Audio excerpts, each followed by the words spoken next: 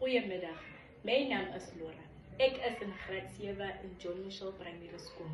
Die naam van my storie is Clara soek haar pa. Pieter wie Grobbelaar. Die Jansens woon op 'n plaas in die Koue Bokkeveld. Hulle woon aan die voet van baie hoë berg. Dit is baie koud daar. Die pa is April Majola Jansen. Hy werk op die plaas. Op die plaas word met hulle pere, appels en prunier. Hulle plant ook aardappels en eier. Die ma is Maria Jansen. Sy werk in die plaashuis.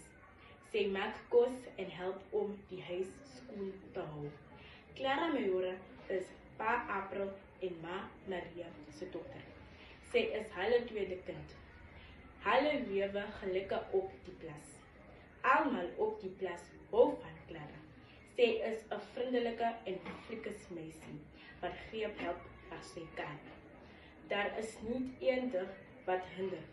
Die pa se oë is swak. Hy sukkel om te sien. Sy oë word al swakker. Op 'n dag kan hy klant nie meer sien nie. April Majola is blind. Maar April Majola is nie die mensie wat gaan leegloop nie. Hy sit hand by met die looshekkers op die plaas.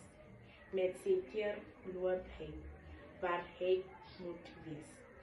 Elke dag gaan hulle hy voormaak hout, om by hulle huis te gebruik.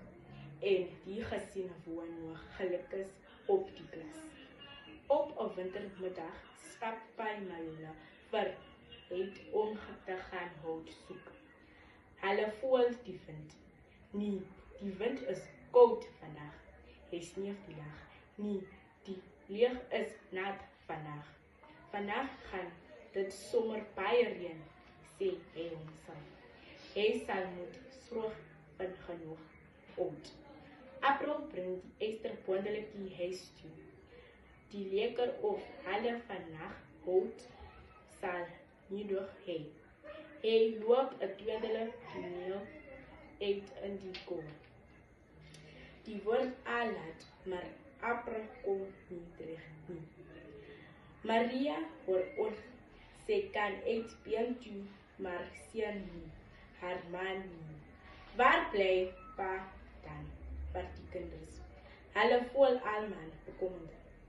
Ek sal pa gaan haal, sê Clara. Dis goed my kinders, sê Maria, maar jy sal baie koud kry. Wat hinder jy's van my? Clara terug in die as. Jy sal honger word, sê Maria. Hier is vir jou 'n stukkie brood. Dankie ma, sê Clara. Sê baie dankie.